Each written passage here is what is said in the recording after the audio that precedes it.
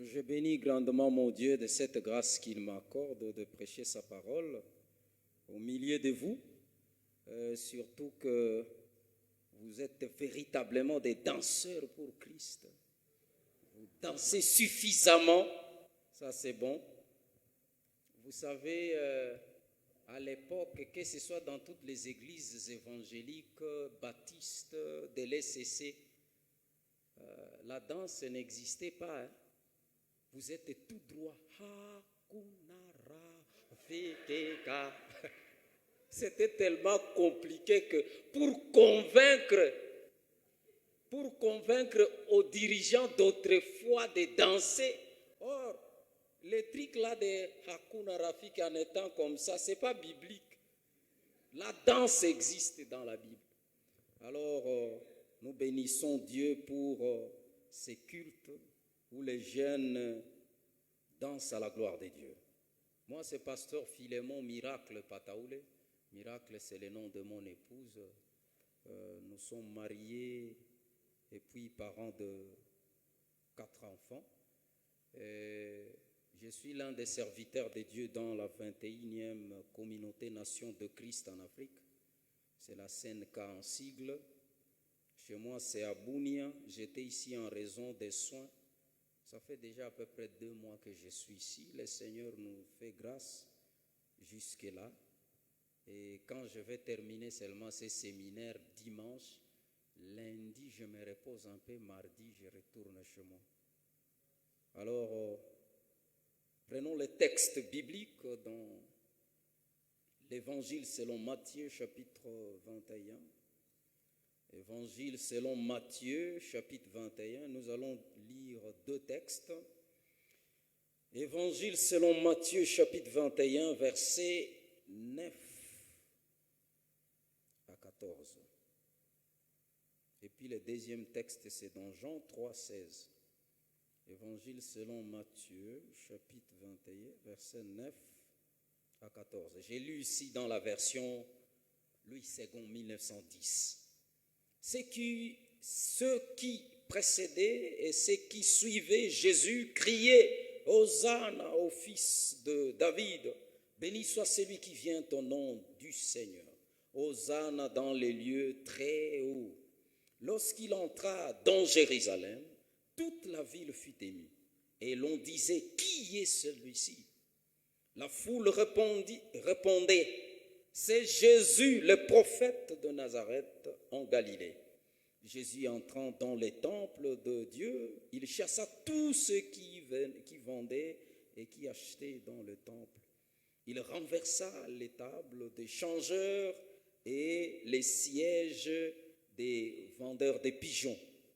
Et il leur dit, il est écrit, ma maison sera appelée une maison de prière. Mais vous en faites une caverne de voleurs. Des aveugles et des boiteux s'approchèrent de lui dans le temple et il les guérit. Amen. Jean 3, 16. Jean 3, 16, ça dit ceci. Jean chapitre 3, verset 16. Dit-on que c'est le verset de l'écodime. Car Dieu a tant aimé le monde qu'il a donné son Fils unique, afin que quiconque croit en lui ne périsse point, mais qu'il ait la vie éternelle. Amen. En fait, mes frères et sœurs, la semaine pascale ici, aujourd'hui, nous sommes les dimanches des Rameaux. Nous avons comme thème principal la marche avec le Seigneur, mon roi. La marche avec le Seigneur, mon roi. Nous allons, au cours de toute la semaine, décortiquer cette thématique. Alors, avant d'aller plus loin, peut-être je vais parler un peu de 2 concepts que j'ai définis d'une manière très courte. 2 concepts, le concept roi et le concept seigneur étant dans notre thématique. Roi, c'est un nom masculin, ça signifie chef souverain de certains États qui se nomment royaumes. Ces chefs-là accèdent au pouvoir par la voie héréditaire. C'est-à-dire, on pouvait dire que le roi devra contrôler une contrée limitée dans l'espace. Mais Seigneur, un nom masculin, maître dans les systèmes de relations féodales. Donc là, il y a Seigneur et vassaux ou Seigneur vassal de l'autre côté. Donc les seigneurs étaient les propriétaires absolus de certains objets matériels, de certaines concessions des terres et des personnes qui sont des esclaves sous lui. Là, c'est juste la définition. Mais ici, nous venons de lire dans les livres de l'Évangile selon Matthieu. Et nous voulons parler d'abord de la royauté de Christ et puis de sa seigneurie. Avant de parler de sa royauté, on va continuer à marteler que l'Évangile selon Matthieu, c'est un évangile qui a pour but de présenter Jésus comme roi des Juifs. Et dans cette présentation, vous allez remarquer que déjà au premier chapitre, quand Matthieu présente sa généalogie de Jésus, il tient compte de la lignée royale parce qu'on ne peut pas être roi si on n'est pas de la lignée royale. Et il va marteler en disant, le roi David engendra-t-elle pour faire la suite jusqu'à arriver à Jésus-Christ. Et dans les évangiles, c'est Matthieu seul, comme lui son but, c'est présenter Jésus, qui est roi des Juifs, lui seul a parlé de de ce conflit politique entre Jésus, le nouveau roi qui est né à Bethléem, et le roi qui était en place, Hérode. Parce que Hérode voulait chercher le nouveau roi pour l'éliminer, parce qu'on ne veut pas lâcher le pouvoir. Et au chapitre 4 de ce même livre, on trouve que Matthieu présente un conflit politique spirituel. Le roi de la lumière, Jésus, en contraste avec le roi de ténèbres, Satan, qui vient les tenter. On a toujours souvent dit la tentation de Jésus, mais là, il y a vraiment un tiraillement entre le royaume des ténèbres et le royaume de la lumière, et nous voyons clairement que le royaume de la lumière a vaincu. Et ici, au chapitre 21, il s'agit maintenant de l'entrée triomphale de Jésus à Jérusalem. Il entre d'une manière triomphale. Comme roi des Juifs, il présente d'abord sa souveraineté en envoyant ses disciples pour prendre l'ânesse et l'ânon. Et les disciples sont allés et prendre l'ânesse et l'ânon, et il n'y avait pas de discussion, parce que Jésus est souverain, roi de Juifs qui devrait venir. La plupart des gens de la foule étendirent leurs vêtements sur l'ânon, l'ânesse, sur le chemin, et vraiment c'était des rameaux gauche-droite en train de crier « Hosanna, Hosanna ». Les grands rois entrent maintenant dans Jérusalem. Toute la ville était tellement, vraiment, la ville était émue. Et les Juifs étaient contents.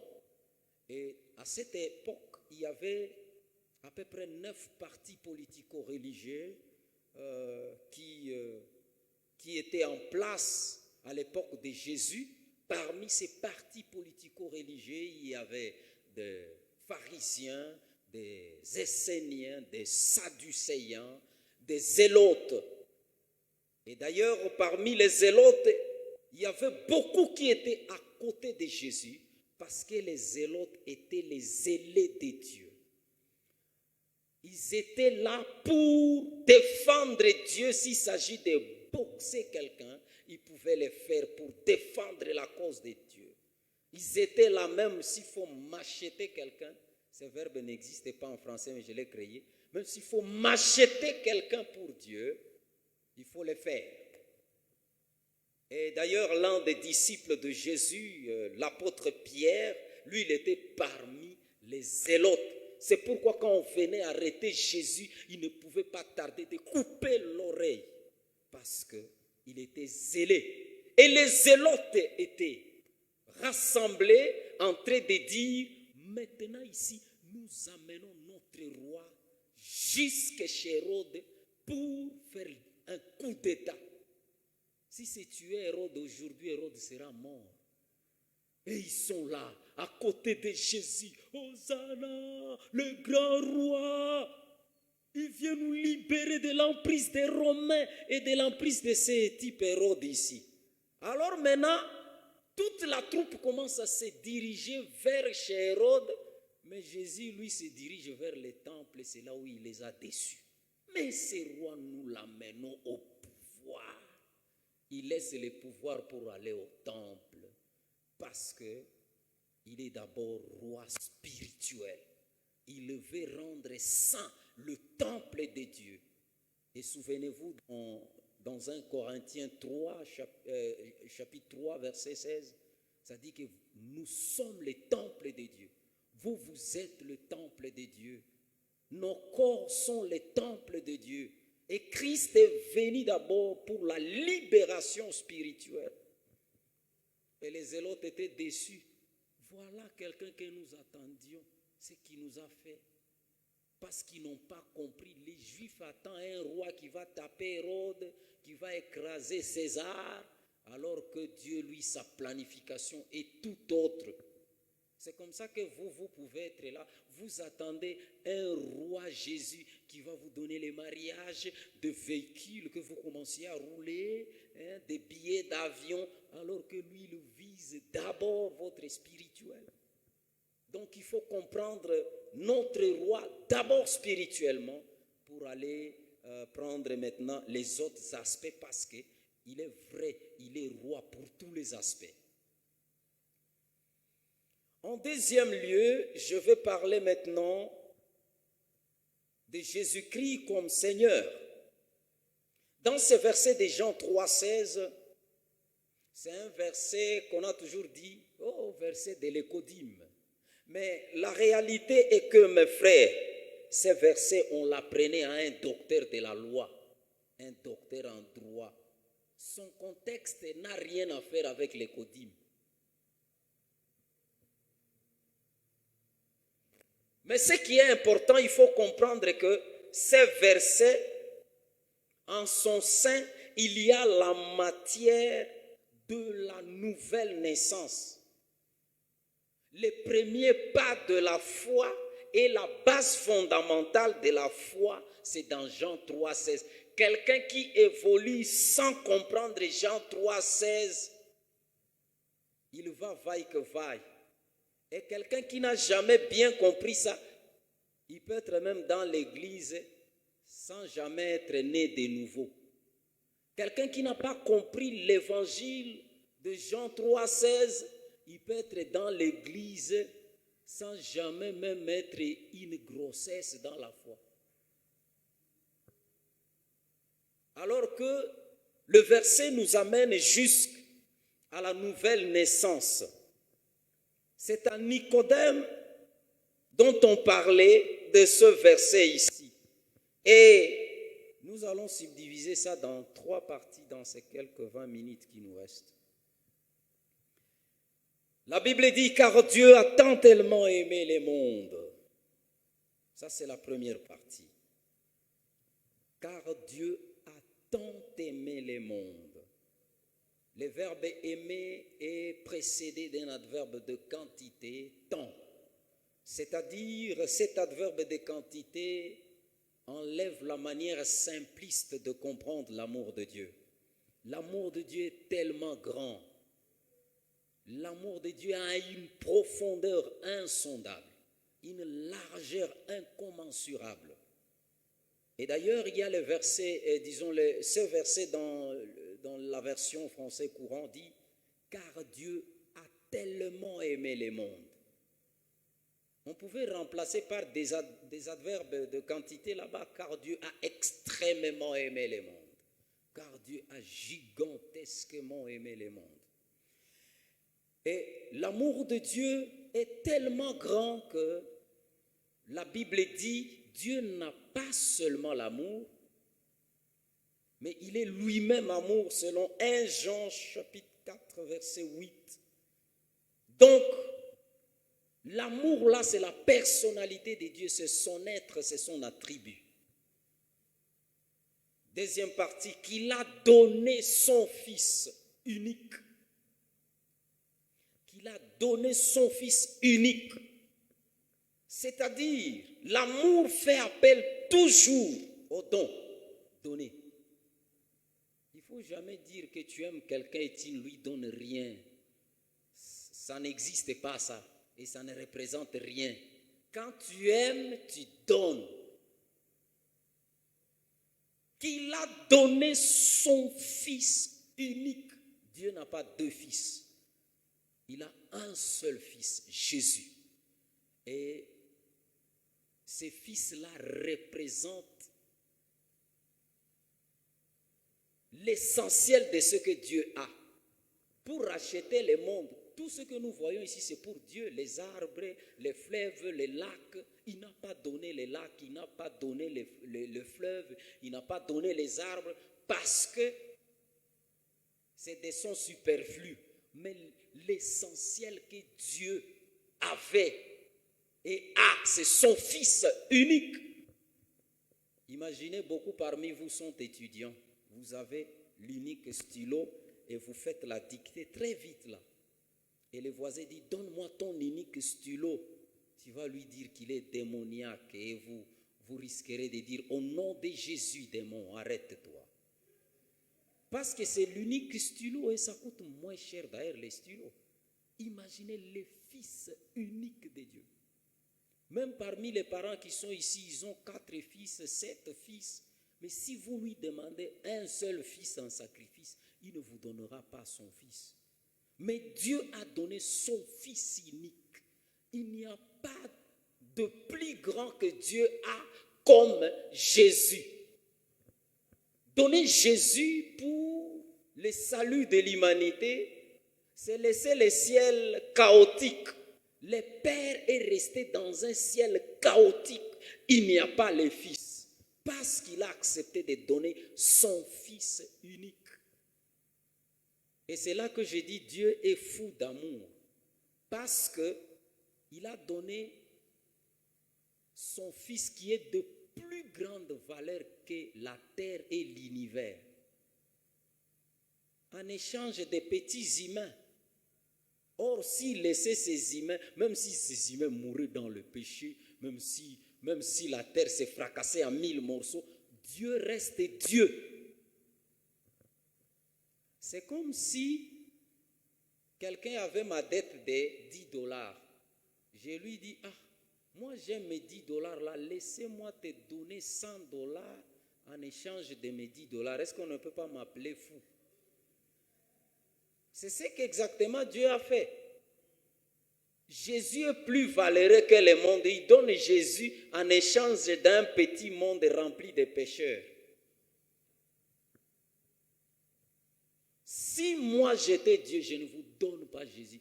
Vous mourrez dans vos péchés. Je reste avec mon Fils parce que rien ne nous influence. Mais Dieu, dans son amour, il a fait un sacrifice si grand. Il faut vraiment accepter cet amour de Dieu qui nous conduit logiquement à la Seigneurie de Jésus. Alors, mes frères et sœurs, Dieu a donné son Fils unique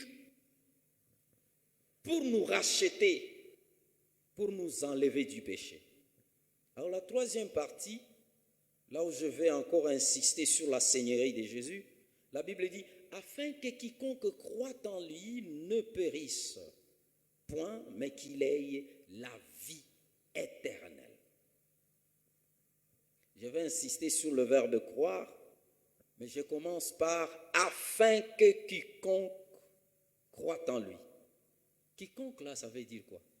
N'importe qui, si seulement vous êtes un homme, vous êtes une femme, élancé, moins élancé, gros, mince, blanc, noir, éduqué, mal éduqué. Si vous acceptez l'offre de l'amour de Dieu, vous croyez en Christ, vous serez sauvés, malgré les degrés de vos dégâts. Comme je disais au deuxième culte là, même si vous êtes Codeco, Codeco ce sont des groupes armés de chez nous là-bas. Codeco signifie coopérative pour le développement du Congo. Mais cette coopérative, son travail, c'est nous couper les têtes. Même si vous avez coupé les têtes des gens, quand vous acceptez l'offre de l'amour de Dieu,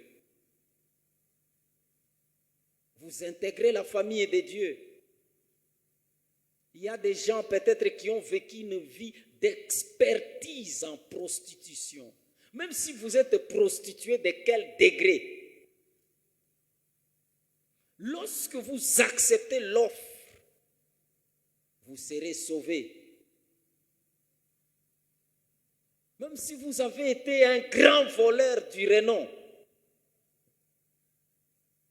même si vous aviez quel nombre de péchés, l'offre de Christ est là. Quiconque croit en lui reçoit le salut. Alors croire signifie quoi? Croire. Oh, j'ai cru au Seigneur. Les gens aiment ce verbe croire ici, alors que c'est un verbe qui implique une base fondamentale de la marche avec Dieu. Croire d'une manière simple, c'est accepter Jésus comme, donc, disons d'abord, ouvrir la porte de son cœur, de sa vie. Accueillir Jésus dedans pour qu'il joue deux rôles importants. Le premier rôle, Seigneur.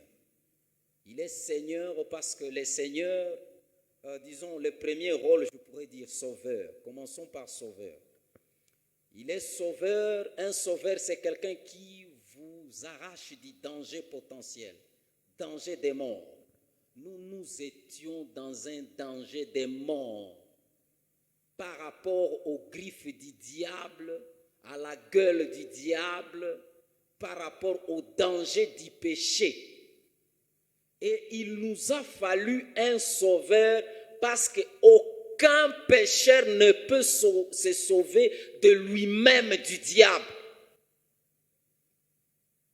Il a toujours besoin de la main de Dieu qui est ce sauveur-là. Et lorsque Jésus nous arrache de l'emprise du diable, il nous fait sortir de la domination du péché, il nous met à l'écart. La mise à l'écart, c'est la sainteté. Et là, à la mise à l'écart, il joue son deuxième rôle, le plus important pour nous, la seigneurie. Il conduit tout. C'est lui qui guide. Lui, il est Seigneur, nous sommes esclaves. Et à l'époque où on rédigeait le Nouveau Testament, franchement, un esclave équivalait moins qu'un objet de la maison. L'esclave n'a pas de mot à dire devant son Seigneur. Ce n'est qu'obéir. Quand le Seigneur dit Amen, Amen, il n'y a pas de discussion. Et nous sommes esclaves de Jésus. C'est un esclavage positif parce que sa finalité, c'est nous amener nous au bien de la vie éternelle. Et donc, nous devons lui obéir en tout. C'est ça la seigneurie de Jésus. Et mes frères et sœurs, beaucoup ont crié à Jésus, Sauveur, mais ils ne croient pas à Jésus, Seigneur. Quand Jésus veut conduire leur vie, ils le refusent. Mais ils sont toujours là pour que Jésus les sauve. Et ça se constate même dans des prières. Vous sentez la prière d'immaturité. Jésus, donne-moi ça, les diplômes. Après ça, donne-moi une femme, la moto, la maison. Ils ont oublié la seigneurie de Jésus. Jésus doit régner. Et lorsque Jésus ne règne pas, là, votre foi a des doutes. Nous doutons que vous êtes réellement sauvés. Parce que le salut en Jésus-Christ implique la seigneurie et le règne de Christ dans notre vie. Lorsque cela ne s'observe pas, nous sommes des aventuriers. Et nous passons du temps inutilement dans des églises. Christ doit régner. C'est comme ça que Jésus a dit dans Matthieu 6, 33, « Cherchez premièrement le royaume de Dieu et sa justice, et le reste vous sera accordé par-dessus. » Avoir une femme, comme parmi nous beaucoup sont célibataires, ils croient que le mariage là c'est le top, c'est comme le ciel. Mais ce n'est pas ça. Oh, avoir l'enfant, oh, avoir l'argent. Beaucoup là sont en train de rêver l'argent. Au lieu que Christ règne dans leur vie, ils sont derrière les choses. Non, Christ, fais-moi ceci, donne-moi ceci. Alors là, Christ devient comme un garçon de course. Va me faire ça, va me faire ça, va me faire ça. Alors où est la seigneurie de Jésus? Oh, le bas-ventre fait mal, Jésus vient guérir. Quand la personne est guérie, elle rentre dans le désordre, les péchés. Les gens mêlent Jésus sauveur avec les péchés. Mais dès que Jésus est Seigneur, il y a directement absence du péché. Les péchés disparaissent, vous devenez saints.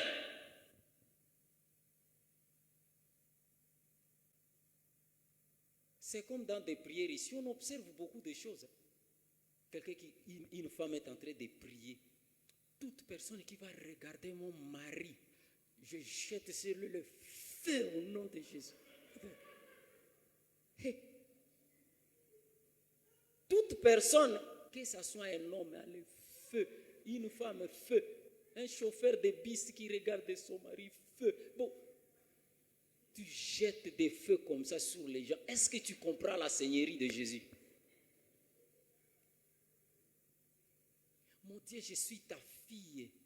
Donne-moi un garçon, un beau garçon d'1,80 m. Qu'il ait sa parcelle, qu'il ait déjà construit sa maison avec notre RAV4, d'aller avec ça au marché. Mais quand Christ regarde la demoiselle qui prie comme ça, elle a couché avec des milliers de gens. Et Jésus dit, où est ma seigneurie? Elle veut avoir un mari, pourtant elle-même, elle s'en est cherchée 10, 20, 35, 42, 114, 220. Où est le règne de Jésus? Quand Jésus règne réellement, en tout cas, et tout ce que vous demandez dans la prière, c'est superflu là, vous ne devriez pas le demander. Quand Christ règne, vous vous occupez de son royaume. Son royaume, c'est quoi? La sainteté, l'obéissance, l'amour de la parole de Dieu, les activités spirituelles. Vous êtes dans sa ligne. Tout ça, vous n'allez pas demander. Imaginez une maman qui vient acheter 1 kilo de viande et le boucher dit, bon, je te donne 1 kilo que tu as acheté, maintenant je te mets les 100 grammes de surplus. Quand la maman rentre pour la maison, le chègue ou le voleur de la rue vole les 100 grammes, est-ce que ça a de l'impact? Elle va toujours bien manger dans sa famille. Mais si les voleurs prenaient maintenant les 1 kilo pour lui laisser 100 grammes, ça devient catastrophique. Et on lui donne les surplus parce qu'elle a eu l'essentiel. Quelle femme arrivera ici auprès d'un boucher? Donne-moi le matabis. Pour rien comme ça, pour rien comme ça. Tu n'as pas l'essentiel. L'essentiel, c'est le royaume de Dieu. Et laissez ces choses s'augmenter de soi. Moi, je ne peux pas dans ma prière. Oh mon Dieu, écoutez, donne-moi la nourriture. Aïe, aïe, aïe. Si hapa kuko batu mumaombi banalomba masambaza, tupatie Mungu tusaidie na mikeke. Vous comprenez? Est-ce que vous comprenez d'abord la seigneurie de Jésus? Alors que d'autres sont là, ils sont en train de demander l'essentiel. Mon Dieu, fais-moi grâce de vaincre la chair. La chair là que vous portez, si vous ne combattez pas contre la chair, vous aurez honte, je vous dis. La chair là, elle est impolie. Quand nous sommes tous ici, chaque chair s'est fait comme sainte. Mais si on vous disait de voir certains gens ici en secret quand ils sont dans leur chambre, vous allez regretter comment la chair les manipule. Il faut vaincre la chair, c'est ça chercher le royaume de Dieu. Il faut pointer la sainteté, vivre la vie de sainteté.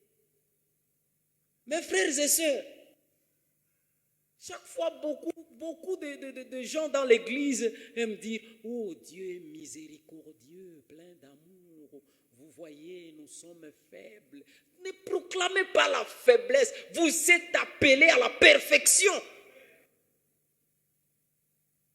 Oui, Dieu est plein d'amour, miséricordieux. Mais quand ce papa se fâche, il fait des crimes que personne n'a jamais fait au monde.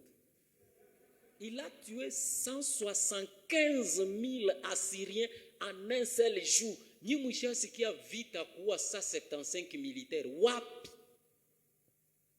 En un seul jour, il l'a fait. Et quand il l'a fait, il n'y a pas de magistrat pour aller l'accuser. Que Christ règne et ça donnera honneur à notre foi. En fait, nous avons vu comment Jésus est roi des Juifs qui entre avec des clameurs de gloire en Jérusalem. Et en deuxième lieu, nous voyons l'amour du Père qui nous amène nécessairement à la seigneurie de Christ. Père, le Père a aimé le monde pour que nous arrivions à accepter le Fils comme Seigneur. Et puis le Fils s'est humilié pour nous sauver. Imaginez du trône céleste jusqu'au tombeau. Même ces créatures sont en train de cracher sur lui. Si c'était moi Jésus, j'aurais échoué cette mission. J'appelle les anges, je vous fais des gîteaux célestes, vous mourrez et puis allez-vous rester. Mais il a poursuivi sa mission dans une humilité très profonde pour nous arracher de l'emprise du diable, du péché, pour nous mettre à part. Il ne faut pas blaguer avec cette œuvre de Christ. Et là, il est vraiment Seigneur. Il a travaillé pour cette seigneurie. Alors, est-ce que Christ est vraiment votre roi? Est-ce qu'il est votre Seigneur? En tant qu'Église, ce sont des questions auxquelles aussi on va approfondir aussi dans les séminaires. Ne manquez pas les séminaires, vous êtes tellement saints ici. Mais je risquerais de vous manquer au séminaire. En tant qu'Église, comment pouvons-nous approfondir le règne de Christ comme roi dans notre paroisse, dans notre Église locale? Ce sont des questions auxquelles nous allons répondre au séminaire. En tant que chrétien, quels sont les autres aspects de la Seigneurie de Jésus que je dois comprendre et développer pour bien marcher avec lui comme Seigneur? Quelle est ma part de responsabilité, enfin, dans la marche avec le Seigneur Jésus? Ce sont des questions auxquelles on doit répondre. Mais je voudrais prier avec quelques personnes qui veulent que Jésus règne dans leur vie, qui veulent que Jésus puisse prendre la place maintenant du Seigneur. Que ce soit lui qui puisse conduire votre vie, au lieu que ce soit vous-même qui conduisez votre vie. Mettons-nous debout pour la prière. Je vais prier pour nous afin que Christ soit réellement notre Seigneur, qu'il règne et que nous puissions le servir avec sainteté et que nous soyons dignes d'être appelés ses serviteurs, ses servantes.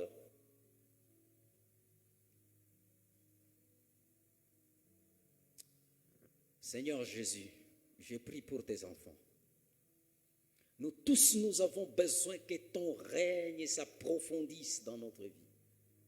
Nous avons besoin de te connaître davantage et d'expérimenter ta soif, d'expérimenter ton amour sans fin. Père, d'expérimenter ta grâce, cette grâce qui nous conduit dans la sainteté. Bénis tes enfants, bénis nos frères et sœurs. Agis avec puissance, ô mon Dieu.